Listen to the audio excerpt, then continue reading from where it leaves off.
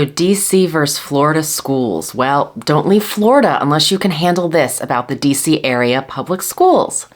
So I received an email from a Florida mama, right? And she said that she'd been watching my videos and she felt like she wanted to get her kids out of the current schools that they were in Florida because the politics and the beliefs and everything didn't really align with kind of her way of thinking and her family's way. And so the naive me would have said, what do politics have to do with schools? But the 2024 me says, oh, right. I get it. So I know much better now. Anyway, Governor DeSantis's policies in Florida have had drastic effects on the schools down there, and that has resulted in some people seeking to leave Florida because they want to find something that's totally different. So I'm Melissa Terzis, DC Real Estate Mama, and this is my channel where I discuss all things DC and real estate. So I'm going to use this call from Florida mom to kind of talk about use it really as the jumping off point, right? To tell you about what she said that's happening in the schools down there. But this isn't only Florida specific. It could apply to basically any state where they maybe have a political influence that's more conservative leaning, and that has that effect on schools. Also remember here that when I say DC schools, we're really talking about DC, Maryland, Virginia, which we sort of affectionately refer to as the DMV here, not the Department of Motor Vehicles. That is DC, Maryland, and Virginia.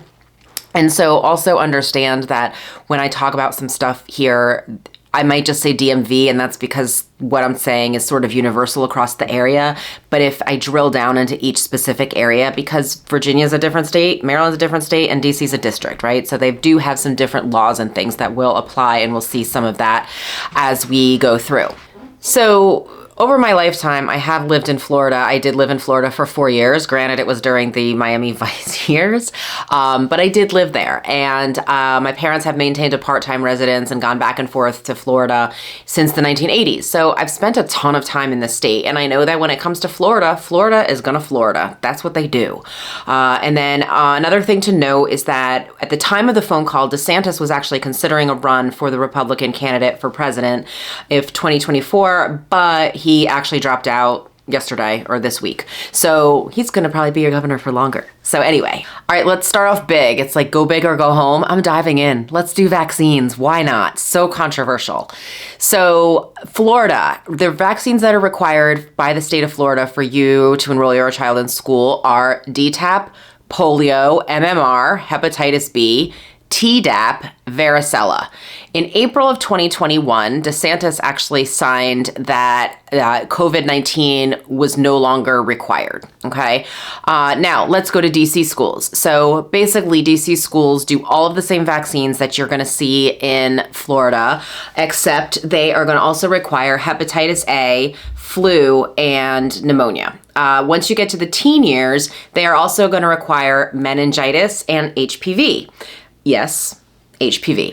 You heard that right. It is now required. You may ask yourself why a school system is requiring a vaccine for something that's a sexually transmitted disease that's been known to cause some cancers. Like, why would that be something that they would be talking about making mandatory?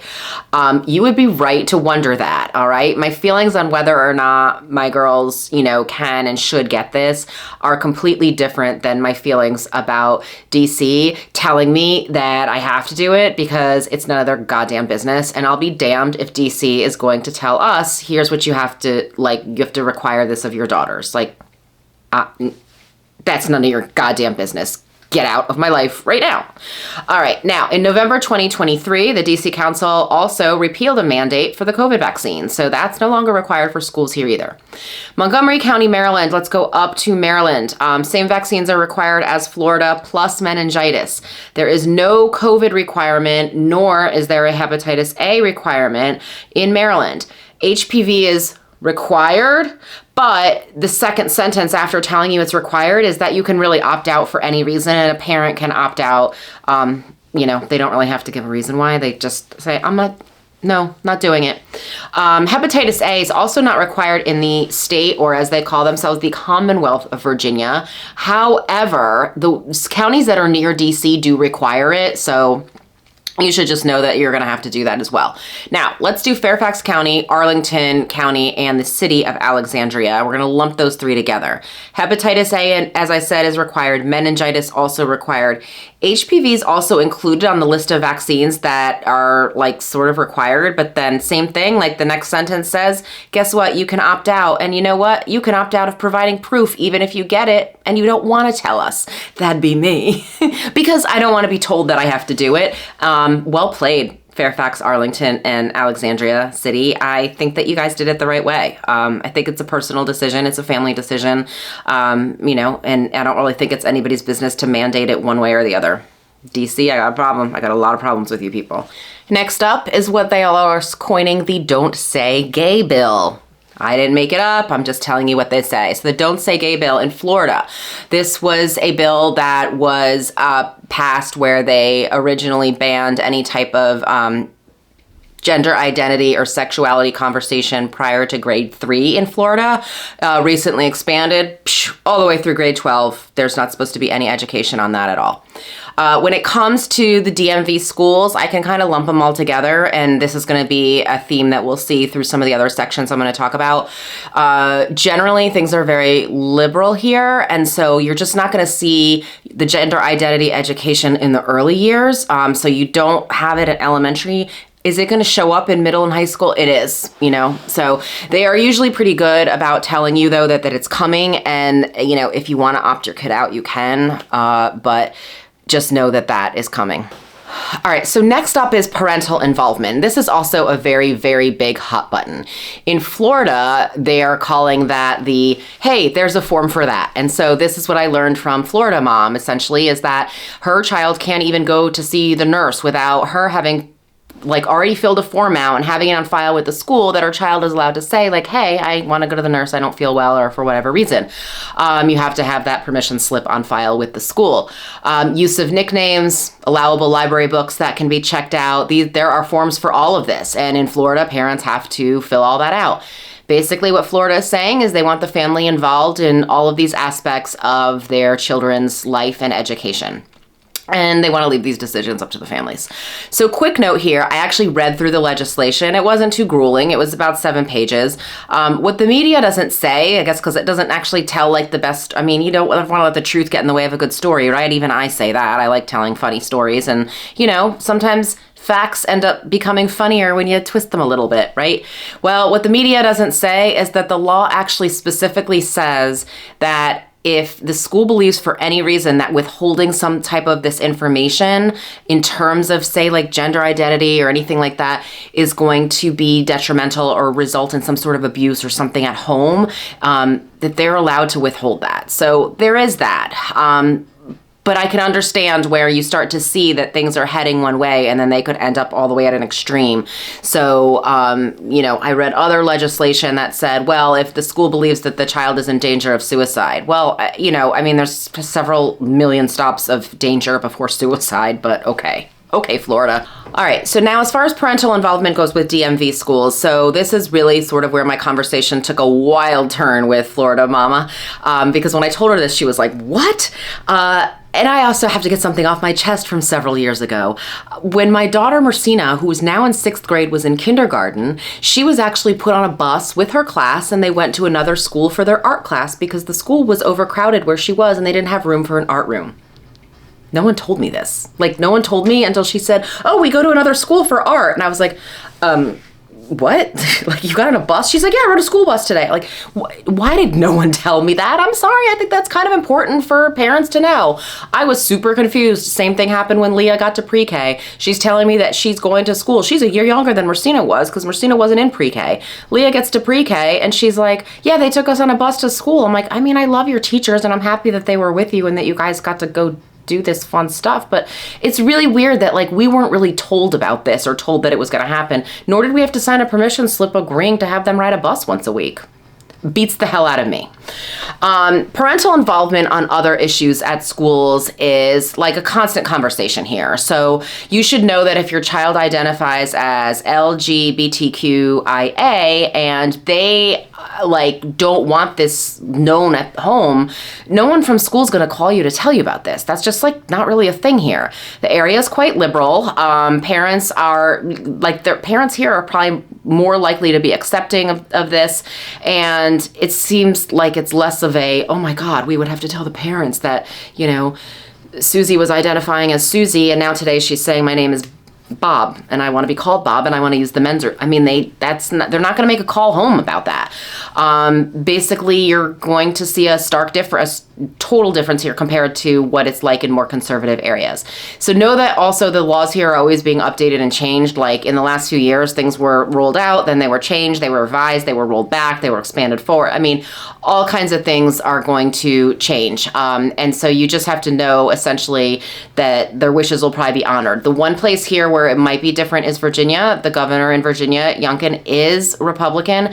He did roll some stuff out last year that had parents kind of up in arms in the Northern Virginia area, just saying that it really kind of, they didn't want to go that route. They didn't want to be like a Florida, and they didn't want to have a situation where, you know, there were, you know, kids that felt like they couldn't, you know, hold that close to the cuff, or that they had to, you know, go home and tell their parents. The problem was some of these schools also had other issues where kids were identifying as the opposite gender and then using that to assault people in the bathrooms at some of the Northern Virginia school systems. So like, you know, just know that it's a lot loosey-goosey here, like when it comes to that kind of stuff, because they're still trying to nail down what are these laws and rules going to look like, and how does that look in the schools, and is it something that we can make fly with the parents?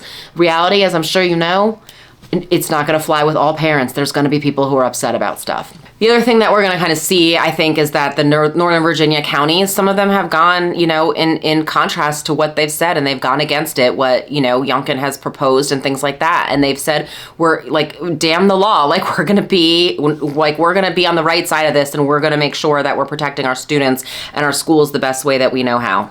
So, like I said, the population politically in Northern Virginia is totally different than other parts of Virginia, and it's just something to keep in mind.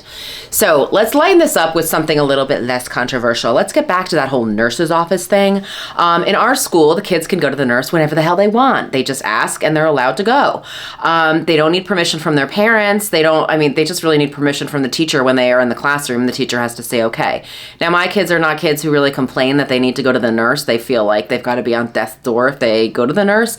One time I actually missed the phone call, and when I called back, they were like, oh, well, Marcina came in here with her stomach ache and she was crying, but we sent her back to class. And I'm like, that actually doesn't sound like my kid. So I'm going to, you know what, call her class. I'm coming over to get her, because that doesn't sound like her. And in all of her years at school, something like this has never happened. So I end up going back over there to pick her up and get her out of there. And it was like a little party in the nurse's office. All the kids were there. Like, all her friends were there. I was taking pictures and sending them to their parents. Like, in case you were wondering, here's where your kid was today. And it was funny. We were all laughing about it, because half of them were like, I saw the nurse's number pop up on my phone, but I was on a meeting or in a call or whatever, and I just couldn't get to it. I said, well, I found them all. They were all together at the nurse's office. The funniest part about it, too, is when the nurse calls, they say, she's okay, but, and it doesn't matter what happened. Like, Leah could go in there with both arms and legs ripped off. They'd be like, both of her arms and legs fell off at the playground. It's okay. We gave her a Band-Aid and we sent her back to class. That's literally what our nurse's office experience is like. And no, we don't have a form for that. All right, so aside from permission slips for everything, the general sentiment from Florida Mama was that the school was just kind of heading in Florida in sort of this crazy direction, and she was kind of done, didn't want a part of it. And I concede that having to agree to let my child go visit the nurse is problematic and a bit excessive. But I told her that if she were to pick up and move here just for the school situation, that she'd probably realize that she sort of wildly overcorrected what's happening down there, and she'd be completely headed in the opposite direction. I offered several examples of things that happen in the schools here for which we actually get no active notice. Last week, there was a bomb threat in DC schools. Multiple schools were affected, and once they looked at everything, they for some reason decided they weren't going to evacuate schools or let anybody at the school know. Speechless. I'm speechless.